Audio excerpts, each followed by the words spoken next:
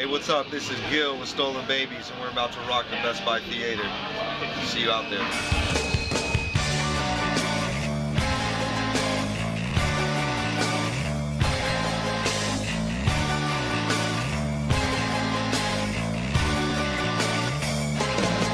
Stolen Babies have arrived to the Best Buy Theater here in New York. We're here with Jill. How are you, man? I'm good, man. How are you? I'm great. Welcome one more time to New York City. I know it's becoming like a second hometown for you guys when it comes to shows. It's crazy. We feel like locals here. We know the streets now. I actually know where to go and which directions or what and stuff. So it's pretty cool. But it's great because we haven't been to the East Coast in so long while we were on break. And now it's like since we've started touring again within the past year, we've been here like 4 or 5 times. So we definitely have fun here. And this venue's the shit. Yeah, you guys are in high demand, and so of course you're on tour with SEVENDUST, CHAMBER and LACUNA COIL, all great bands. Does that add some added pressure for the preparation of the tour? Not really. We just, you know, we do our thing, they do their thing, and what's cool is that we're all friends, you know. LACUNA COIL we've known for years. We did a 7-week tour with them back in 2007. And we became real close friends, so we were real excited seeing them on this, and then it took us like no time to hit it off with CHAMBER and SEVENDUST. They're fucking really fun to be around, really good people. So this tour is just, it's all around. The performances and off stage, it's like one of the best tours we've ever been on. It's so much fun. It's definitely a great package. Yeah, it really is. People are checking out a lot, and every band's different, you know. They're checking out a show that it all rocks, but every band's bringing something, a different flavor, you know, starting with us going on first. So I think we're a really good opener for this package. And of course, you're supporting Not at the Moment, which came out last year. And of course, that is why you've been able to keep scoring all these tours, because of the quality of that record and the results. Thanks. Yeah, it's very exciting to come out of a long hiatus, and people are excited about the band. You know, the record, it took us a while to do it. We were busy doing other stuff, just life was in the way. We were also, I was on and off the road doing other things, and it's really cool to see the response. And to us, we feel like we're just, you know, scratching the surface. We want to get so many more recordings out, and we want to tour a lot more. So we needed that kind of time off to get into the space we're in right now, which is like fucking full steam ahead. So it's safe to assume that you guys are busy, ready pretty much to the next tour cycle? For sure. We'll be really busy. We're already talking to our agent about other things coming up. Of course, we want to headline, and so many of our fans and stuff and people that are just finding out about us are like, we want to see you play longer than a 30-minute set. But we're also very blessed to get on these really good packages that are helping develop the band and get us out in front of new audiences and, you know, win over whoever we win over. And then, of course, you know, we'll follow up with some headlining runs after that. So we definitely plan on staying on the road for a while.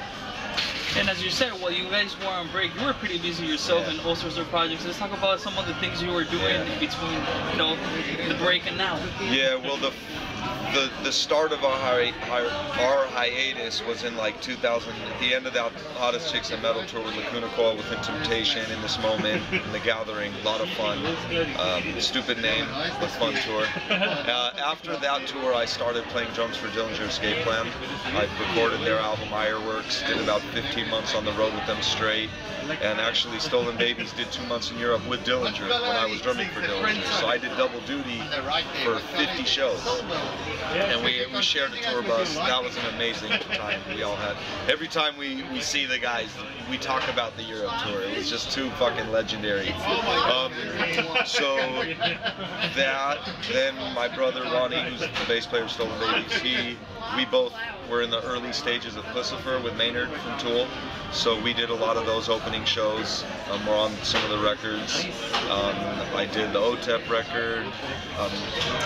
I've been busy doing a lot of sessions. I also most recently, I have a side project with Chino from DEFTONES, and Todd from Team Sleep, and Chuck from Crosses.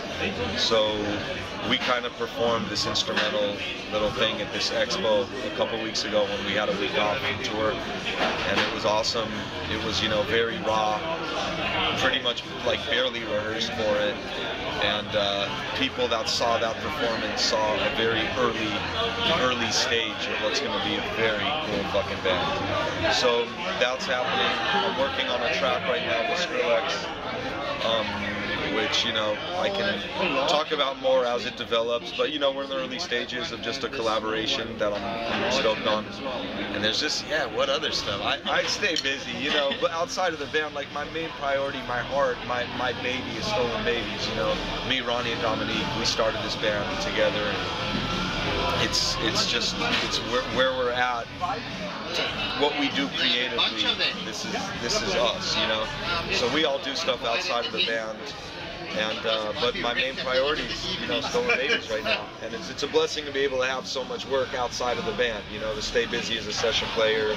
I do a lot of drum clinics, you know, when I have time for that, but it's good that the band's starting to kick ass. And you're on the road with your brothers, so nothing better to be with family and sharing that experience. Exactly, and that's too, like, people ask, like, oh, you could have had this opportunity to play with this band, or you did that, how come you didn't keep doing that? It's like, my dream, even as a kid, when my brother and I started our instruments together, at the same time, just starting self-taught, just fucking slamming on our instruments from day one, we wanted to be in a successful band together, you know? To me, there's no greater success than building something from nothing. It's very flattering that I get asked to play in really established bands or work with very established people, and of course I'm not taking anything away from those opportunities. That's a blessing, and I will continue to do that. But to have something that started with just a fucking idea, and see it grow, and you're just doing it on your own, and it's just, you're working really hard for it, that's just so satisfying. Like you said, it's you know, my brother and I and Dominique, she's like our sister, you know, we're family, so it's special to have that. And how were you guys when you started jamming together as brothers, you know? We started like just before our 13th birthday. It was funny, the story to that is this kid gave me an acoustic guitar in the 8th grade, and I was like, yeah, I'm gonna go home and learn this. And Ronnie like took the guitar and just started playing. Like, no one taught him anything. His fingers, it just worked. So of course, like, the competition, I was like, fine, you do it. You play the guitar. And literally like a week later, I saw a drum set at this dude's house in his garage, and I was like, oh, I want to try it out, see what it feels like, and I just started playing. And I didn't know that was, you know, if it was normal or not normal, or I had a gift or anything like that. I just knew I fucking loved it, and that was it. So for our 13th birthday, our parents have been super supportive, and still are, they're the best. And, you know, they got Ronnie a bass and a guitar, and they got me a drum set. And that was like, changed our worlds. We like never left the house, all we did was play. Yeah, man, obviously this week has been very hard for all of us, you know, with the, you know, the bombing in Boston, of course, the death of our brother Chi. And it's great because I think our community right now really needs an event like this. You know, almost like kind of forget about that reality for a little bit. It's nice to get away from all the fucking garbage that happens out there. You know, there's some really sick people, and, you know, it's very negative. But of course, when all these like major like negative events and tragedies happens, you know, it usually brings people closer together. But the problem is, it wears off after a little while. You know, people need to just stay together, watch each other's backs, look out for each other. You know, it's like you never know. I just read some shit in India where this poor lady and her 8-month-old daughter got killed, and they were just sitting in the middle of the street, and people were just driving right by them. Like, no one even stopped to help. And even though that's India, that could happen anywhere. And of course, what happened in Boston the other day, that's just horrible. But it's like you said, this is an escape for people, and for them to just get away from that negativity and just feel good energy. Because all the bands. And another thing that, like, fans, that I just want to say to people, it's like, whether you're a fan of all 4 bands on the package, or 1 band, or 3, or whatever, and someone else might not be your cup of tea, it's like, we're all unique. united. We love each other. Not only do we love each other's music and stuff, but as people. So for the fans and the audience to just appreciate that we're all together putting on a show for these people, and we just want positive energy. There's enough fucking hate in the world to have that kind of energy out there. We want to just be around positivity, you know? And we feed off that when we feel that from the audience, and we love it. And so far this tour has been amazing for that. They're all, it's a very sad time. I can't speak for them, of course I'm in touch with them, but it's just so sad that the chain of events that led up to it, of how the accident happened or whatever, but that he was just out for so long, that it just took so long, and then of course, you know, he left us, but it's life, unfortunately. We all gotta go. And of course the guys are, you know, they're doing it for Chi. He'd want them to do what they're doing and move on and stuff. And I'm really glad I got to spend as much time as I did with Chi on the road. When years ago I was filling in for Travis Barker, and the band I was filling in for, we were headlining the same festival with Deftones. And you know, I really spent a lot of time with them. Pretty much the whole time on that tour I was with them at their camp. And me and Chi were real close, so it's very sad. You're about to go on stage. Do you go through any rituals? I know you have your drumsticks in hand. Do you warm up, or are you one of those drummers? I know, for example, Dave Lombardo doesn't warm up because he says, I'm always playing. Yeah, exactly. You know, I'm not like obsessive. I'm not one of those dudes that's like sitting on a pad and plays an hour before the show. I don't need to. I love playing on a pad. Just I play all the time. But as long as I stretch out and I just, you know, feel like I can move around and I don't feel tight.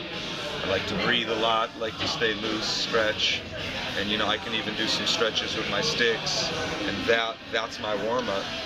And then when I get on the kit, I can just slam. You know, I'm used to running late or like sleeping before a show and getting on stage like 5 minutes, you know, 3 minutes before the show. Even in Dillinger, I used to sleep. That was my ritual. We'd go out to dinner after sound check, I'd take a nap, get woken up in the bus, and literally hit stage like 2 minutes before the show, and just boom. And you know, I don't recommend that to drummers that need to warm up. I think certain players need to get in that zone and feel comfortable with themselves. But I've been playing long enough, and I know my technique. I know what I do. I know what my body feels like, where I'm comfortable. So I have no problem coming out and playing ice cold and just doing what I do. All right, Gil, man, I want to thank you. Thank you. Good. And you guys obviously check out Soul and Babies right now on tour with Lacuna Coil, of course, the mighty Cold Chamber, who are back after 10 years of silence, and we can't forget Sevendust. And for you guys watching, as Gil said before, we're here united as a whole army of people. You know, positivity. They don't, just respect each other, embrace each other, and not only in the bad times. Exactly. Thank you.